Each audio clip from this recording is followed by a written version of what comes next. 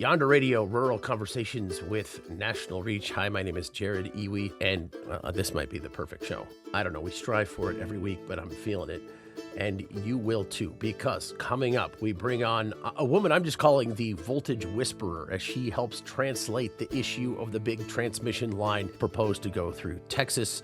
We have the pop culture roundup on the way. Oh, and we bring in some superstars. Right now, if you go to Amazon Prime, the show Murder 101, we're going to talk to the teacher who is teaching that class. And we'll also go spawning with the salmon.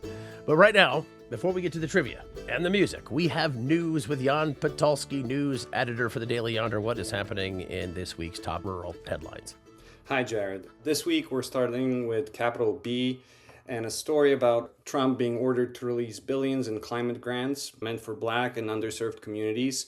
A South Carolina federal judge ordered the EPA, or the Environmental Protection Agency, to resume distributing funds designed to address environmental and health challenges. That comes in conjunction with another ruling that released nearly $20 billion in Greenhouse Gas Reduction Fund awards, bringing the total of federal funds for climate change related issues to almost $22 billion. All right, now we have a segue here from climate change to firefighters sounding the alarm from The Guardian. What is happening here? Yes, The Guardian brings an interesting story about how the U.S. Forest Service has faced a critical personnel shortage this fire season. Despite official narrative that firefighters are doing better than ever, some who chose to stay anonymous because of policy of secrecy at USFS, they claim that the workforce has been stretched to its limit, that they're barely making ends meet, and it's only mid, if we're lucky, of the really harsh fire season. And finally, from Axios, Washington vows to fight Trump's mail-in voting order. This is hot off the press. Yes, so the Supreme Court allowed, for now at least, President Trump to implement his executive order restricting mail-in ballots. That will have huge implications to many states and many rural populations. Axios in particular singles out Washington, where all of the voting has been done by mail since 2011. The executive order asks that there will be lists of authorized citizens who can cast their ballots, and the Postal Service is instructed to send ballots only to those on that list, which naturally makes a lot of different groups and people nervous about potential disenfranchisement and limitations to voting ability of people. Well, more on that as we follow the news with Jan Petrone. Thank you so much. Thanks so much, Jared. And now this news that you may have heard over the week. Dolly Parton died at the age of 80. She had said about her health issues, they dig more stones out of me every year than a rock quarry in Rockwood, Tennessee. Staying true to her rural roots, despite amassing a fortune of over $650 million, being on the silver screen, having 11 Grammys, selling over 100 million albums, she could do it all, and right up till the end was encouraging people to read and learn, and she will be missed.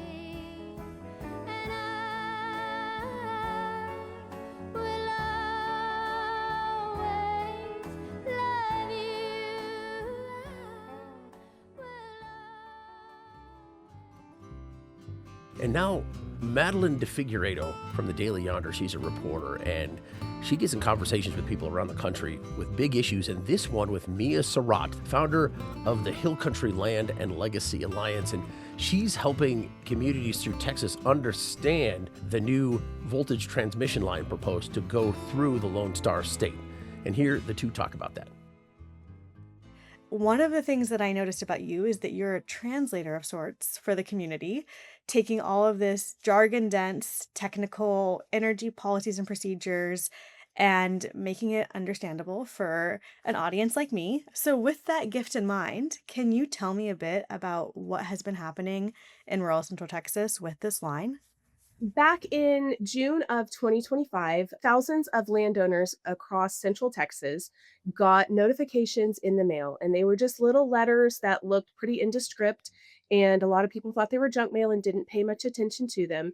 But what they let the landowners know was that there is a 765 kilovolt transmission line proposed for their area. Encore and LCRA TSC proposed a 765 kilovolt transmission line. And these are the largest transmission lines in the United States.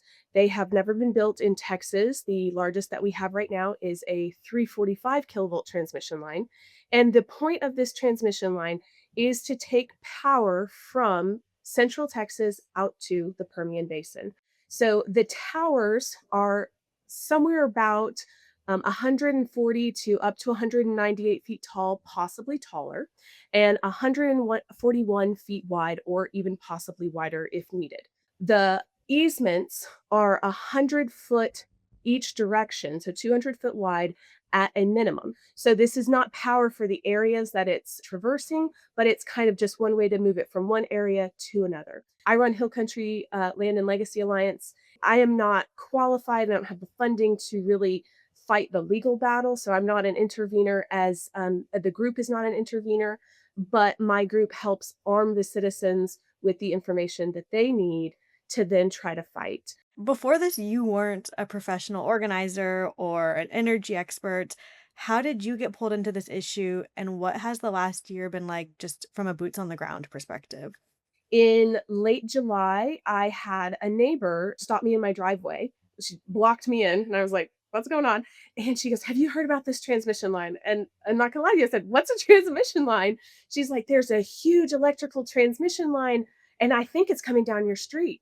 And she was pretty alarmed, and I said, "I've never heard of this." And she said, "They're really dangerous. They have a lot of health issues, a lot of concerns. Please check it out." And I said, "Okay, I'm going to work. I promise I will." And when I got home, I talked to my husband, who happens to be an electrician, and he's like, "Okay, transmission lines are pretty common." And we looked up the size, and he's like, "Whoa, that's not common. Hold on." And so we start looking into it, and we're just like, "Oh my gosh, these are massive." There's, if you get online, you can see there's a lot of concerns with them. And we're like, "What is going on? Where is this going?" And I started to go to community meetings. So there were a few town halls. And at the town halls, we didn't get a ton of information. It was, "This is bad. We don't want it. Here are the steps." And there was only like one meeting every 3 weeks. And so it felt like it took forever to get any information. And so we got our route organized. I sent mailers to everybody on my route, mailers that I thought they should have gotten in the first place. I did community meetings just to let people know, this is what's happening. This is what you can do about it. These are the people to talk to. We need to engage our legislators, and we have to be a collective voice. And when we started doing that, we really, really, really started to gain some traction. A lot of people were starting to go, "Okay, we can do this. If someone is out there providing us with the information, then we can do this." It's been a whirlwind. It's been a big year, but seeing that people need information and don't know where to find it, especially a lot of these affected landowners are elderly people in, elderly ranchers in Texas. I mean, they don't even have email addresses. They don't have computers, so they just use their cell phone. Once I saw the need, I just really felt a pull to try to help them. One thing you've said is that this isn't just about a line on a map.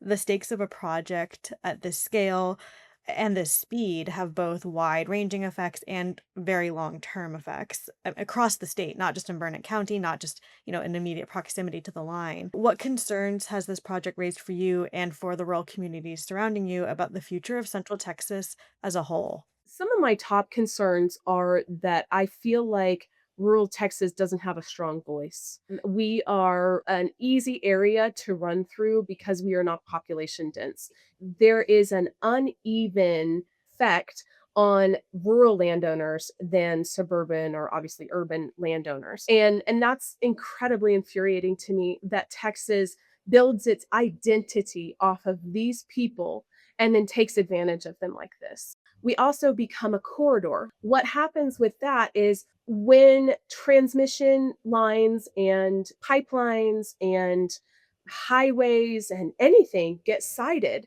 they typically try to run through corridors that are already established. So what happens is, once a lot of these rural communities get one, then they just get hammered over and over again. This is a huge, massive project, and I think it deserves some legislative oversight. And I don't think that it can get that, because the condensed timeline fits it within in between legislative sessions. I think another concern of mine is also, and this sounds counterintuitive, but the way that this is all handled is all through technology. When you get out into some of these areas in really rural Texas and you start talking to some of these ranchers, they don't know how to navigate that very well, and I feel like are going to lose their rights in the process, and that is incredibly frustrating. But one of my biggest concerns is that we are funding this entire thing. So this entire project is going to be paid for by the ratepayers of Texas, and we're socializing that cost to benefit private companies. So we are not moving power around in population dense areas. We are taking it from population dense areas and taking it to the Permian Basin for the stated intention of providing it to gas and oil. And then there's also data centers and all of that, which are their own huge issue. Well, Mia, thank you so much for sharing all of this information. And one of the highlights of my spring was driving out to Burnett County, and the hills, as I drove in, looked purple because they were just covered in bluebonnets. It was wildflower season. So thank you for sharing your corner of rural Texas with me and for sharing all of this hard work. Absolutely. That was Madeline Figueredo with the Daily Yonder talking to Mia Sarot, founder of the Hill Country Land and Legacy Alliance. The Public Utility Commission of Texas is expected to make a final decision about the line and its route in September. Now, our featured musician this week, West of Roan. People, we are about to take a journey to the underworld.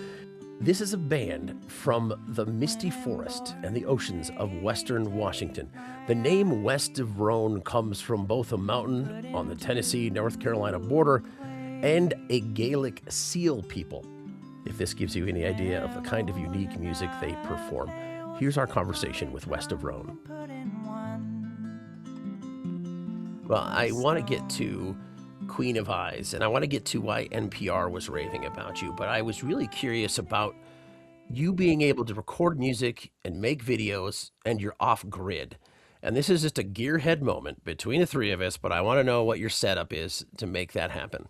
Yeah, so we recorded the Queen of Eyes on Waldron Island where we had solar, so it was a pretty basic setup. We had our computer, we used Reaper as a platform to record on. We have an ear trumpet condenser mic.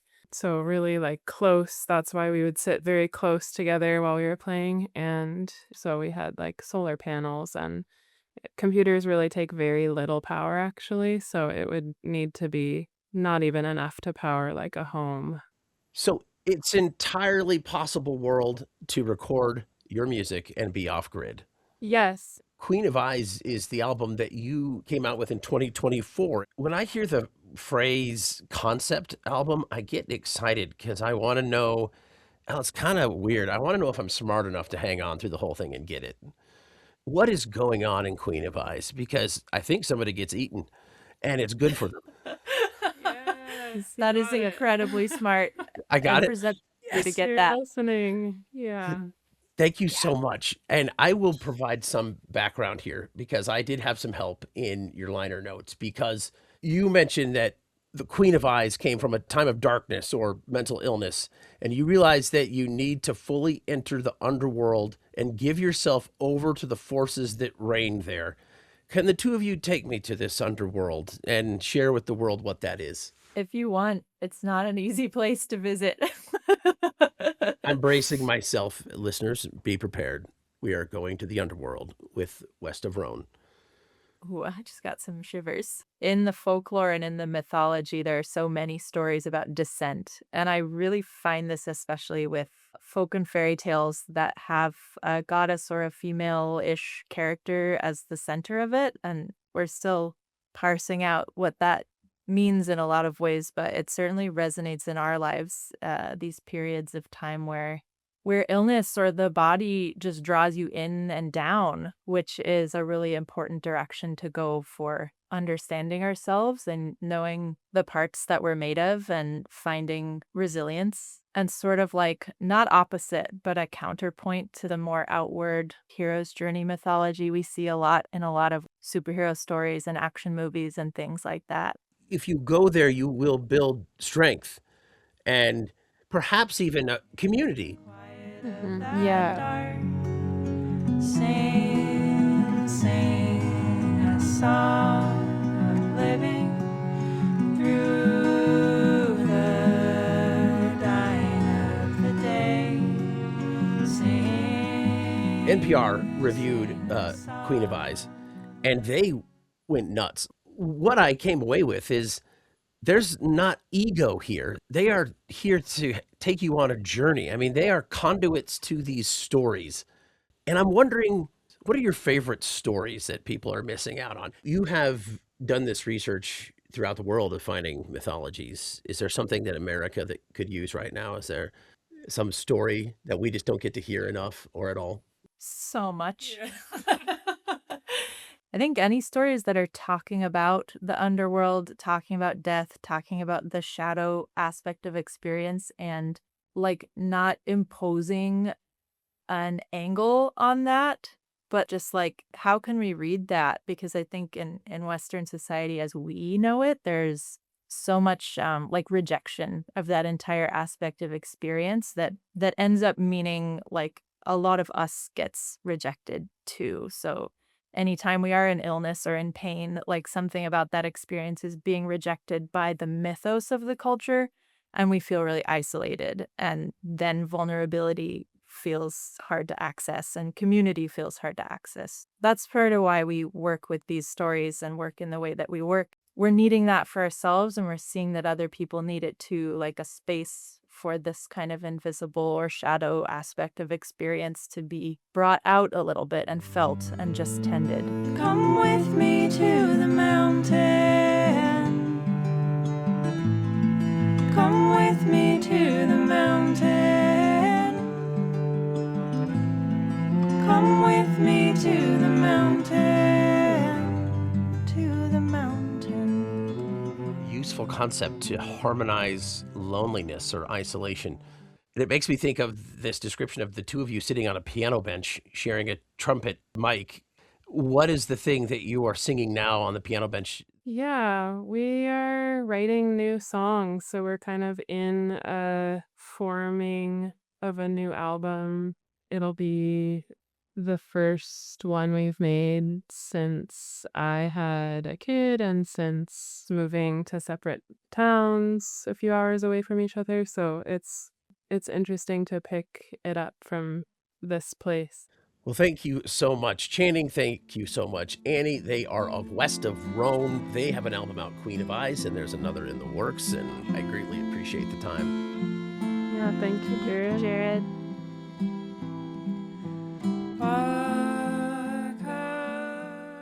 That was a conversation with Channing Showalter and Annie Shermer, the two musicians who make up West of Roan. And you can find their music on Spotify or wherever you listen to music. And you can follow them on Instagram, West of, and then _ Roan, ROAN, or on their website, westofroan.com. It's time for our trivia clues of the week. The answer to this week's trivia is the largest civil insurrection in the history of the United States after the Civil War. So we have more clues for that coming up. And then we're going to solve some crimes, or give it our best, with one of the nation's most popular documentaries on Amazon Prime. That's all on the way on Yonder Radio.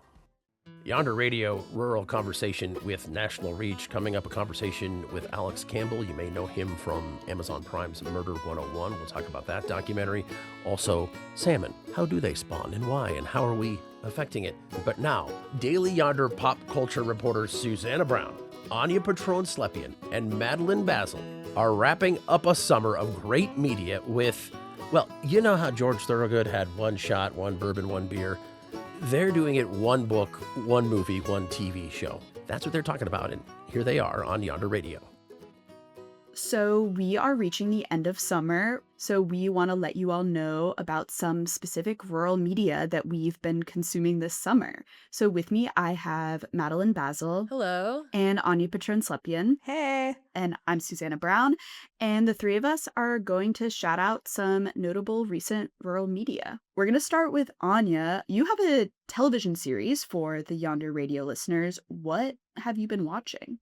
So I've been watching Widow's Bay, which is on Apple TV. I adored this show. It was so much fun. So this was a series that was created by Katie Dippold. It's about the mayor of a small island town, which is about 40 miles from the New England coast.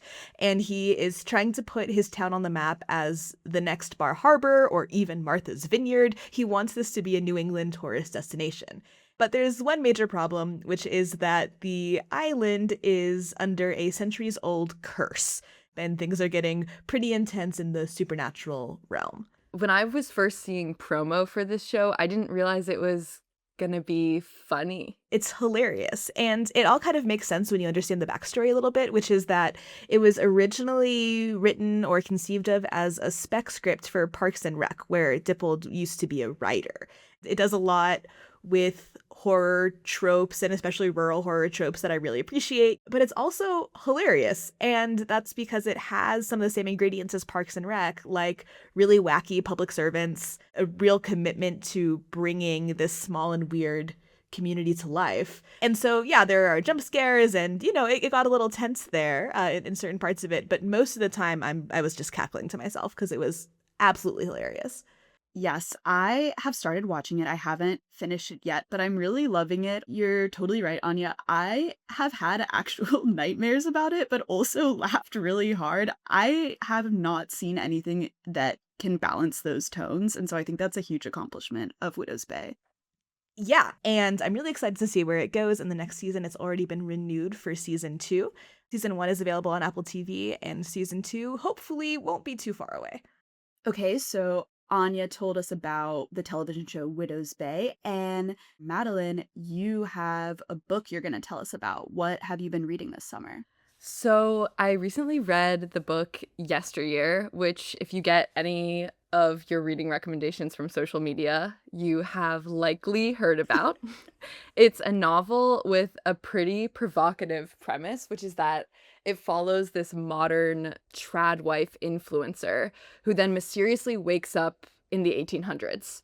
And there she's forced to actually participate in this homesteading lifestyle that she's been promoting online. And it's the debut novel from Claire Burke, who's also a co-host of the cultural commentary podcast Diabolical Lies. I've recently started listening to that podcast, and she's definitely an author who I think is very in tune with the current buzziest social media topics. For sure. And for all of that buzziness, there is some dark stuff in Yesteryear. In a lot of ways, it feels more like a conversation starter book because it sets up this really delicious, like, what if scenario.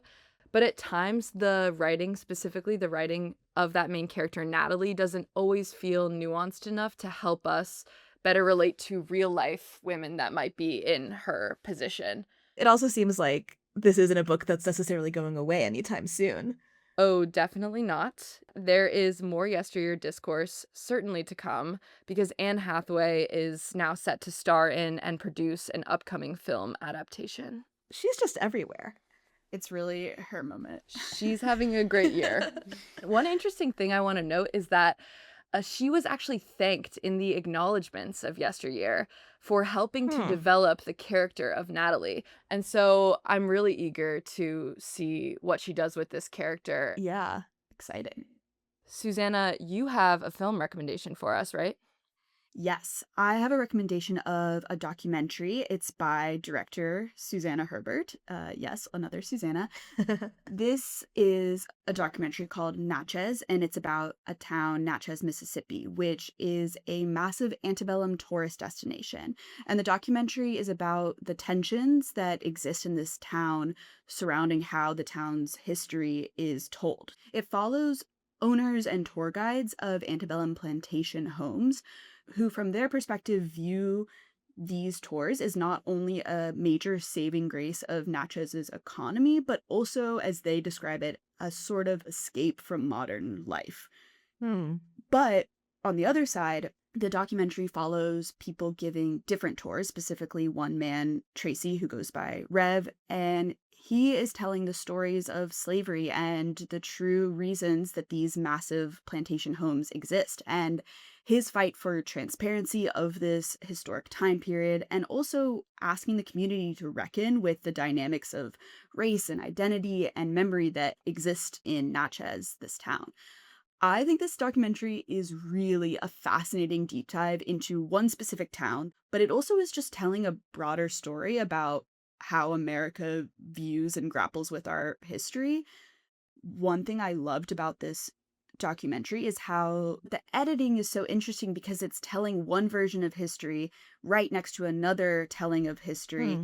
And it's almost darkly funny. Like, it's not Mm. a comedic documentary, but seeing these people in this town giving their own tours and explanations of this town right next to each other plays in such an interesting way. I would say if you're a fan of documentaries or history or honestly just like very good storytelling, I really recommend Natchez. You can watch it for free on PBS's website or also rent it on various streaming platforms, which includes Amazon Prime and Apple TV. I will be adding to my Letterboxd watch list for sure. So those are 3 pieces of rural media that we have been watching or reading this summer. And you can always read more rural media analysis by subscribing to The Good, the Bad, and the Elegy newsletter at dailyyonder.com. Thank you both. Thanks, Susannah. Thanks so much. This was fun. What rural media have you been watching, reading, or listening to? We want to know. Email us at info@yonderradio.com. It's time for our second song from this episode's featured musician, West of Roan. Here's the song, The Baron, on Yonder Radio.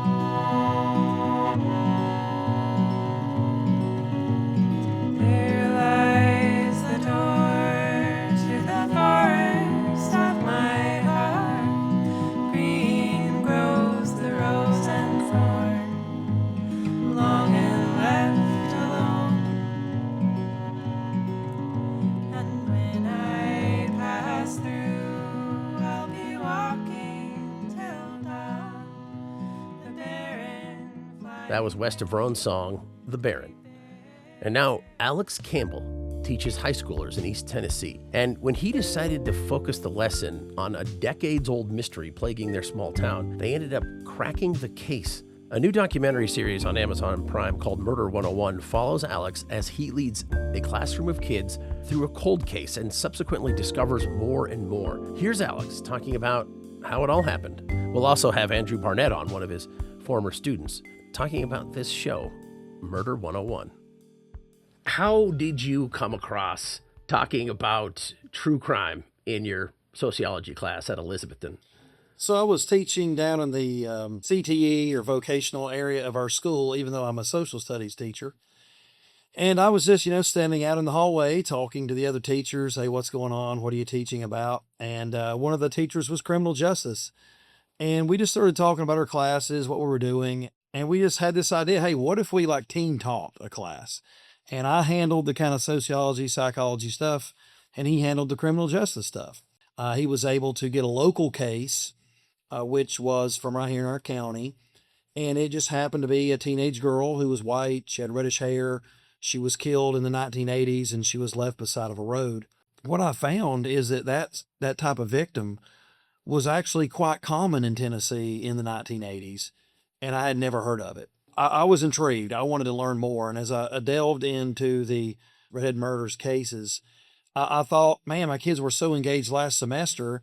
Let's just continue it this semester, and we'll look at the redhead murders And really, the big question was that the law enforcement never really determined if there was a serial killer operating in any of these cases or not. So I said, hey, we'll just start there. We'll do some research and we'll just see what the students think about whether there was actually a serial killer in Tennessee in the 1980s or not. Well, Alex Campbell, teacher at Elizabethton High School in East Tennessee, and one of your students is here, former student, Andrew Barnett. Now, in the documentary, they mention that Mr. Campbell's going to be teaching some weird stuff. Was that your perception when you went into this class? Yeah, because I had already had him twice before the class, so I knew whatever we were getting ready to do was getting to be crazy, but I had no clue at the time that it was going to turn into this. I'm wondering, Alex, have you gotten any blowback from the community of like, hey, wait, you're talking about a lot of stuff we would rather not have aired to a national audience? The school and the community, the parents have been very supportive. I think they get what I'm trying to do. If you watch the documentary, you'll see that death, the law enforcement, prison, drug abuse, those type of things, that's not something that's foreign to most of our students. They struggle, their families, their neighbors struggle with these things. And look, they're brought up all the time in movies and media and songs and, everything, and video games, everything the kids are exposed to. But what we get to do in my class is instead of sensationalizing those things or seeing the way the media is portrayed, we get to learn about them in reality. And you have me to help guide, but we have these professionals, law enforcement, mental health counselors, all these people, victims, family members, survivors. And it seems that our community really understands what we're trying to do with that. I wanted to talk about this moment where you and the students are interviewing the survivor of a serial killer. And everybody's holding it together much better in a documentary than I am watching. What was that conversation like? I'll start with you, Alex. I had been looking for her for a while. I consider her my close personal friend now and hero. She's an amazing lady. Although she does want to stay private, and you can understand the reasons why. She also is a very strong woman who realizes that she's lucky to be alive, and not everybody got that. Most people didn't, as far as we know. And there's families that are struggling, and they want answers, and she feels like she might be able to help just that little bit. Meeting the students, I have new students every year, so she got to know some of the other students in years past. But she needed to meet these students and just see why they wanted to meet her and why she was so important. And I'll let Andrew talk about kind of what that was like to experience that. I had been approached by Mr. Campbell and the film crew about making a video of introducing me and the classmates to try to, I guess, make her feel a little bit more comfortable about speaking with us, and then also to share why we felt like it was super important. And I think one of the biggest reason for me that I think I noticed was as a kid in high school, even when we heard about this stuff and we did some research on the victims and everything, it's so crazy that this happened that sometimes it doesn't almost feel real. But when you're sitting in front of the person who lived that and you get to look at her in the eyes and she tells you it, you can't deny it. And it also just like lit a flame in, I feel like, all of us to like really push and try to like every day come in and know that like the work we do matters. Yeah, that's one of the things I've really been trying to do the last few years. I think the reason that students are disengaged from their learning is because they don't understand how what they're learning is impacting their world or the real world. What I try to do is let my students see who their work is going to impact. You don't work for your grade or your GPA. We've been entrusted with these people's stories in their lives, and that's who you're working for. Are you stunned at where you are now with this? Wow. Yeah, I think so. I knew there was a better way. I knew I could be a better teacher. I mean, I was a young teacher. I was still learning. But what I found is that every year when I let kids do things with higher and higher stakes, they never let me down. They just work harder and they accomplish more. So it really just encourages me every year to think up things that, problems in our community, in the world, that they feel are important and they want to get involved in and they want to help people. I was just smart enough to stop doing so much as a teacher and just let the kids do more. When you let kids have a purpose for coming to school and coming to class, a lot of things can be achieved and a lot of good can be put into the world. Well, Alex Campbell and Andrew Barnett here from Murder 101, an incredible short documentary series on Amazon Prime right now. Thank you for coming on Yonder Radio. I asked my students what they wanted out of the original work on the Redhead murders. And they said, if this can help just one victim get their name back, much less solve a murder, it would be more than worth all the work that's put in. So I want to thank you for being part of their dream. Thank you for being part of the solution. That was Alex Campbell and Andrew Barnett, both of whom are in the docuseries on Amazon Prime, Murder 101. It's time for our second trivia clue. Here it is. The fighting during this event took place from August 30th to September 4th, 1921, on a ridge in the Appalachian Mountains. Okay, more clues, your answer, and we're going to go spawning with salmon on Yonder Radio. Yonder Radio, rural conversations with National Reach. Hi, my name is Jared Ewey. Now we can share this piece from reporter Claire Carlson as she reflects on salmon migration, climate change, and the act of paying closer attention to our local ecosystems. If you live in the Pacific Northwest, you've probably heard about salmon migration, which begins in late summer and extends into December every year. Salmon are born in freshwater rivers and streams. Once they're old enough, they head to the ocean. When they reach about 4 years old, the age differs between salmon species, a sort of homing sense kicks in. They start heading back upstream, usually to their birthplace, to spawn and then die. How does a salmon find its way, sometimes hundreds of miles, back to its exact birthplace? Scientists don't totally know. The U.S. Geological Survey theorizes that salmon use the Earth's magnetic field like a compass to go back to where they were born. Why? Because they know it's a good place to spawn. To get back home, salmon navigate by smell. If they can't find their way home, some will continue to search until they run out of energy and die. Everything about this migration is beautiful and tragic to me because of what it can tell us about our future. Wild salmon populations have decreased drastically in recent years as the health of rivers and streams deteriorate with climate change and habitat loss. Nearly half of the wetlands in Oregon's coastal estuaries where salmon live have disappeared. 80% of tidal wetlands in Washington's Puget Sound have been cut off from rivers or destroyed to make room for development. Roughly 90% of California's wetlands have been paved over. To me, this warns of times to come, times when salmon won't be so easily accessible. I remember in 6th grade, I learned what global warming meant for our planet. Always the animal lover, the biggest takeaway for me was that animals would start to disappear if we didn't do something. I went home after school that day and wrote handmade flyers with sketches of birds along the border to stuff in my neighbors' mailboxes. Did they know that in 50 years there might not be birds in the sky? That in 50 years the salmon on their dinner plate might be a thing of the past? That was almost 20 years ago, and things are more dire now. Author and artist Jenny Odell writes about a concept called bioregionalism in her 2019 book, How to Do Nothing: Resisting the Attention Economy. Bioregionalism is a place-based philosophy that asserts that human cultures develop in relationship with the environments they inhabit. Odell argues that in the 21st century, the digital age, we've abandoned this relationship with our surroundings.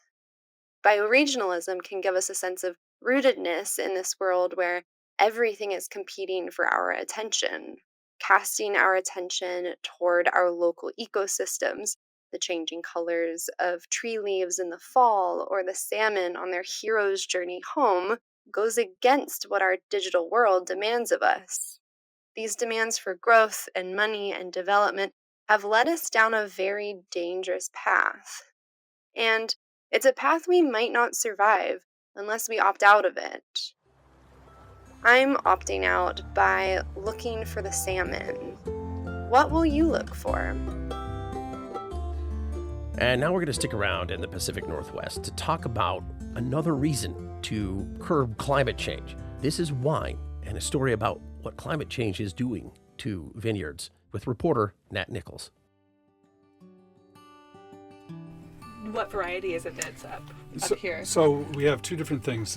These are every little area that we grow grapes are called blocks. To the left here is Sarot, and the block to the right is Tempranillo. Both of the varieties are pretty hardy and they do very well here. The Tempranillo is what my dad really decided was what he wanted to grow, and so we have the most acreage of that. That's Greg Jones. He's the owner and winemaker for Abasela Winery. But that's not the only reason I drove down to Roseburg, Oregon to meet him. He's also spent the last 25 years as a climatologist, specializing in how climate affects wine. Perhaps wine isn't your first concern when it comes to climate change, but because of the way winemaking works, its production involves a lot of climate change factors. I spoke with Greg at his busy winery. While outside, the heat of the day reflected off sharp, gravity-defying hills that provided plenty of surface area for vines to capture the golden light. Inside, where we're talking, you'll hear some background noise as bottles were being opened and drinks were being poured. There's a term that's used in wine production. It's really kind of universal. It's just that wine is more synonymous with it, and it's called terroir. It's a French word. It doesn't have a perfect direct translation or conversion in other languages, but what it means is it means the environment that a crop is grown in and produced. And so when you look at wine, you're really talking about the climate and the weather and the soil and the landscape and the plant systems, and then the people that go about doing that farming and doing that production. All the factors that make up a wine's terroir, heat, water, soil health, and the health of the people who make it, are all things that are affected by climate change. Since this most recent summer was one of the hottest on record on the West Coast, I want to know how climate change affects vineyards and wine production. It's really quite complicated because what happens in this industry is that we have a tendency to do the same thing over and over again. And what I mean by that is that there are 5,000 plus Vitis vinifera wine grape varieties in the world, and yet we grow 20 of them to any degree worldwide. Basically, if you let the consumer choose what vines you plant instead of letting the land and the climate lead the way, you're going to have a lot more issues with climate change. There's a law called Hopkins Bioclimatic Law, and it has to do with the nature of plant systems and animal systems and how they relate to climate. For every degree and a half, you can find those systems, those ecosystems moving toward the coast, up in elevation, or north in latitude. Because wine grapes stay in one place for a long time, it's important to select a varietal that's not at the wrong edge of the climate limit, because it's going to be too difficult and costly to move a whole vineyard up in latitude or in elevation. And so that's why you wouldn't force it. For example, you wouldn't plant Pinot Noir in the warmest place in the world, and you wouldn't plant Cabernet in the coldest place in the world. Because Greg's dad, who founded the winery, did an excellent job of picking the right place to plant Tempranillo grapes, Greg says he isn't staying up late at night worrying about climate change. If you selected the right varietal for the right place, there isn't that much you can do beyond being a good steward of the land and focusing on maintaining the ecosystem that keeps your vines healthy. That said, there are aspects of climate change, like smoke contamination from wildfires, that can be disastrous for wine production. In 2020, that was a very, very big year for wildfires. And in Oregon, I would say most everybody was touched in some way, shape, or form. I sat down for a glass of wine with Andrew Visa, who at the time was a wine buyer for one of the top restaurants for wine in Washington State. Andrew has an interesting story about what happened to those grapes. Huge quantities of southern Oregon grapes were smoke tainted and basically couldn't be sold. The buyers refused to take them, especially the big corporate conglomerates that had signed up for tons and tons and tons of those grapes were rejected. Now, the Willamette Valley wine growers got together and basically bought the wine to support those growers and make what they could out of it, which helped them get through that year. That was driven very much by Willamette Valley vintners. And it was genuinely tough, as a wine buyer, as I was at the time, when that vintage was released, so 2022, 23, even 24, those wines had come through and they tasted of fires, of smoke. You could smell it in the glass. And, wine lovers will often talk about things like terroir and, the wine tasting of the place and it tastes of the year. It's like, yeah, if the wine tastes of smoke and smells of smoke, that nothing speaks to that year more than that experience. Some of the wines were reasonable to drink, but it's tough to put them on a list of people who, if you're running a restaurant, like a lot of the people who come in don't give a damn about what the farmers are going through. Climate affects the flavor of wine in more ways than simply with smoke. Greg explained that the high temperatures have already changed the way wine tastes. What happens in a warmer world, you end up having the plant system accelerate its growth cycle. And so you end up getting riper fruit in the middle of the season when it's still hot. And when you do that, you don't get balanced. You don't get balanced kind of chemistry and flavors and aromatics. And so those kind of things have already happened. If you look back in 1970s, 1980s, and fast forward to about 2020, you can see that the average alcohol levels have already gone up. And that's directly related to sugar and ripeness. So when you have warmer temperatures, you get more sugar becomes more alcohol. And what happens is when you get more alcohol, you have less acid. And acid is what makes wine really appealing with food. I mean, we don't drink wine for the alcohol. We drink wine for how it works in a food-based culture.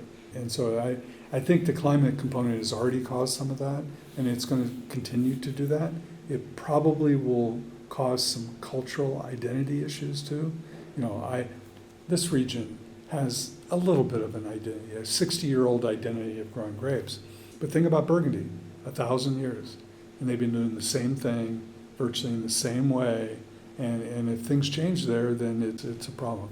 I really liked what Greg said about cultural identity shifting as wine changes, because in spite of its elite reputation, wine isn't made in an urban setting. It's a rural product with real climate consequences for the rural people who make it. Andrew elegantly sums this idea up. The production of it is a pretty farming / working class activity. There are very, very few wineries that operate in a level where everybody sort of is in a lab coat type thing. Most of them have a dog running around, some punk rock on the radio, and they're getting their hands dirty. And then, of course, producing something that is poured by a white-gloved waiter in a country club to somebody spending stupid money. It's one of the ironies of the industry. It's a shame a lot of the time. I think wine deserves to be less seen that way. Climate change will impact wine in a way that it impacts a lot of other places. Like things where people have lived, worked, and produced for centuries may become fundamentally uninhabitable. I'm Nhatt Nichols, reporting for Yonder Radio. Well, thank you, Nhatt Nichols. I mean, this just adds to the list of reasons to curb climate change. One, men like me are likely to go shirtless, and they shouldn't. And also, wine is in jeopardy. And now, it's time for our final trivia clue. The year was 1921. The fighting in this event was the culmination of the West Virginia Coal Wars, a series of skirmishes between the United Mine Workers of America and strikebreakers, private detectives, and sheriffs. The answer is the Battle of Blair Mountain. Simmering tensions over the mistreatment of mine workers exploded into armed conflict when an estimated 10,000 to 15,000 coal miners took up arms on a march towards Mingo County, West Virginia, which is near the Kentucky border. Governor Ephraim Morgan had declared martial law in Mingo County in an attempt to crush unionization efforts. But to get to Mingo County, miners had to cross Blair Mountain in Logan County. There, they faced off against a private army led by Logan County Sheriff Don Chafin, which, this is insane, used airplanes to drop gas and shrapnel bombs left over from World War I on the miners. The conflict ended when President Warren Harding sent federal troops to intervene. The Battle of Blair Mountain is the largest labor uprising in American history. And just some of what we offer here, as we want to share conversations and trivia and information that you could just kick back and listen to, delivered fresh to you every week. Thank you so much for joining us on radio stations across the country, and you can learn more at yonderradio.com. Thank you for listening to Yonder Radio, a production of the Center for Rural Strategies, publisher of the Daily Yonder. I'm your host, Jared Iwi. Thanks to Don Castle and the Tennessee Sheiks, Steph Gunno, and the Lone Tones, Quincy Ponfair, Leo Pozell, and Tim Merima for the great music. Our editor and producer is Susannah Broun. This episode was also produced by Alana Newman with additional support from Anya Petrone Slepyan and Julia Tilton. Our executive producer is Joel Cohen. The executive in charge of production is Adam Georgie. Yonder Radio, rural conversations with national reach.